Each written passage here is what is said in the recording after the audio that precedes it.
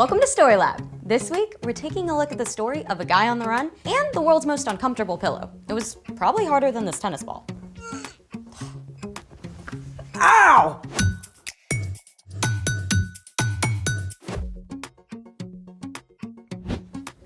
Hey, I'm Sebastian. And I'm Skylar. We're talking about ways we can see God at work in history. And how we can see God at work right now. You do know it's impossible to crush a defenseless tennis ball with your own hands, right?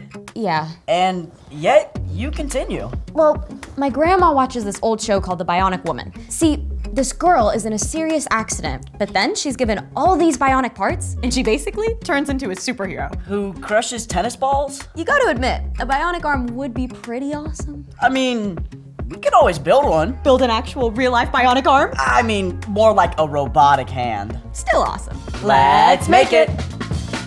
Today, we're making a robotic hand. Skylar, but at your service. Focus! For this project, you'll need plastic straws, jumbo straws, craft foam, scissors, a ruler, a pen, yarn or string, and hot glue. Done, and hold on. Got the pens. Perfect! Step 1. Trace your hand on heavy paper or craft foam and cut it out.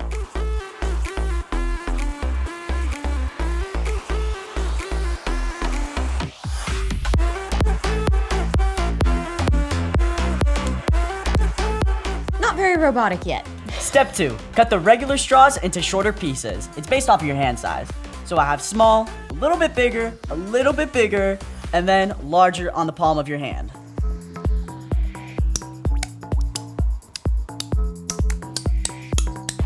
How did I only end up with 6? Check the floor. Alright, so you'll need to cut some of the jumbo straws so we can use them for later, for the wrist.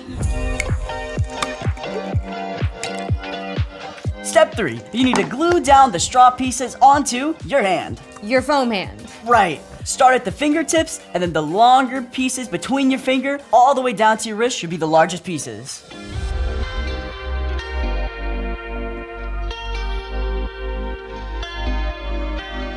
You may need to add a few more pieces if your hand is bigger, or take out a few if your hand is smaller. Perfect. When you're finished gluing your pieces, add a piece of the jumbo straw in the middle for your wrist. Ta-da! Time for the string? You know it. Step 4. Thread one strand of string or yarn through each of the 5 fingers, all the way down through the jumbo straw at the wrist. If you have a hard time threading your string, you could poke it through with a pipe cleaner, or get a grown-up to help you with a large needle. And make sure to glue each string at the fingertip so it doesn't fall out.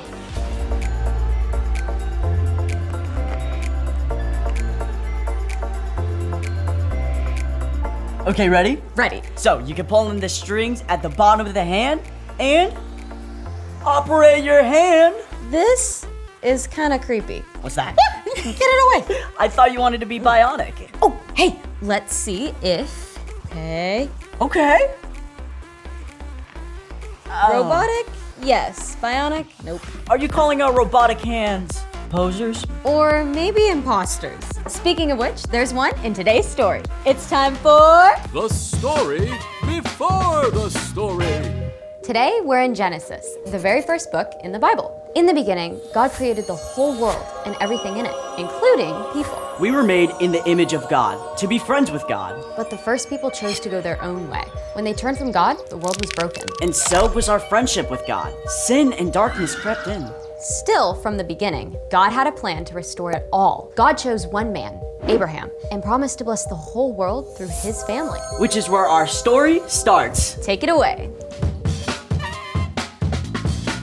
Hey everyone, I'm Padma. After many long years, Abraham and Sarah had a son, Isaac, just as God had promised. When Isaac grew up, he married a woman named Rebecca. And Isaac and Rebecca didn't have just one baby.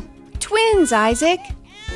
The older son, Esau, was wild and hairy. The younger son, Jacob, was not.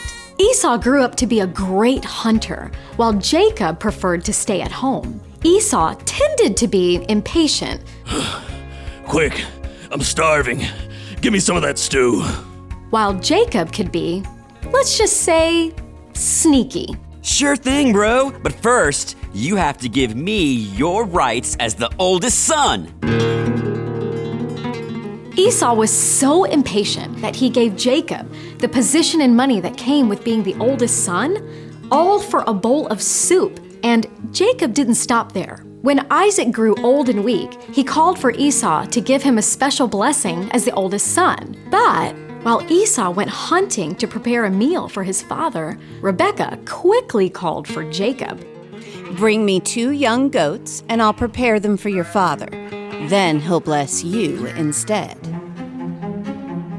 Apparently, being a trickster ran in the family. Jacob even covered his arms with goat hair so that Isaac, who couldn't see very well, would think he was Esau. The whole charade worked, and Isaac gave Jacob the special blessing. May God give you the richness of the earth. May nations serve you. As you can imagine, when Esau discovered what had happened, he was angry. Really angry. So angry that he actually made plans to kill Jacob. Yikes. Run away at once to my brother Laban in Haran. Stay with him until your brother calms down. So Jacob left home, alone, on the run.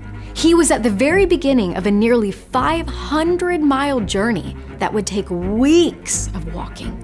Afraid for his life, Jacob covered a lot of distance that day, and as the sun set, he was far from everything he'd ever known, in the midst of the wilderness. Jacob didn't have a tent or a cot or even a sleeping bag. He simply took a stone and placed it beneath his head as a pillow. Now, I'm not sure I'd sleep very well under those conditions, but Jacob was so exhausted, he did fall asleep, and soon he began to dream.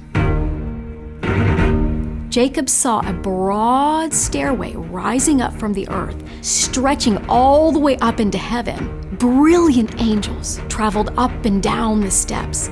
And what's more, the Lord stood right beside the staircase. I am the God of your grandfather Abraham and the God of Isaac. I will give you and your children the land you are lying on. They will be like the dust of the earth that can't be counted. All nations on earth would be blessed because of you and your children. Hear that? It's the exact same promise that God gave to Jacob's grandfather, Abraham. But God had even more for Jacob. I am with you. I will watch over you, and I will bring you back to this land. I will not leave you until I have done what I have promised.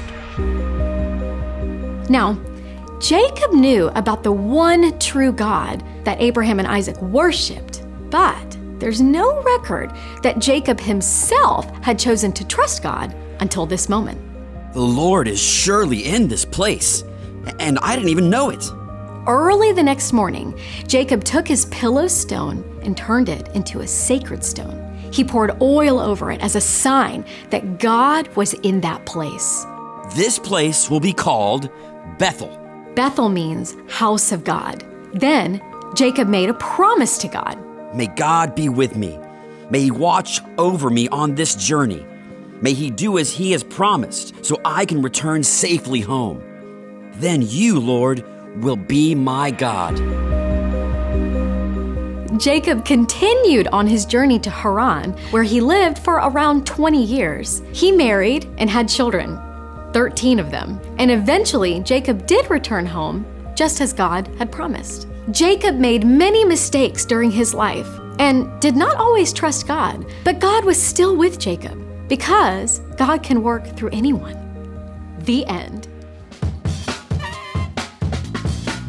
Talk about sibling rivalry. There's no way I would trade anything for a bowl of soup. Don't underestimate what being hangry can do. Fair. So, what's our part in the story? Well, Jacob chose to trust when he actually got to see God in a dream. But we don't have to see God with our eyes to have faith that God is with us. Faith is trusting in what you can't see because of what you can see. In his dream, Jacob was reminded of how God had worked in the lives of Abraham and Isaac. Today, we have the amazing privilege of seeing how God has been at work throughout history, recorded right here in the Bible. Over and over, we read how God was present with the Israelites. And God sent Jesus to live on earth with us too. Exactly. Then we see how after Jesus returned to heaven, God sent the Holy Spirit to be present with everyone, everywhere, who follows Jesus. I love knowing that even though Jacob made mistakes, A lot of mistakes. God was still with him. That's right. And you can trust that God is always with you too. Right this very second. I think you've got it. See you next time. So here's the thing. You can trust that God is with you. When you feel scared or alone, When you mess up, when you're trying something new, when you're having a great day, or an awful day. when you're being chased by a robotic arm. Get off, get off, get off! Don't mess with Bionic Woman. Thanks for joining us in the Story Lab. See you next time.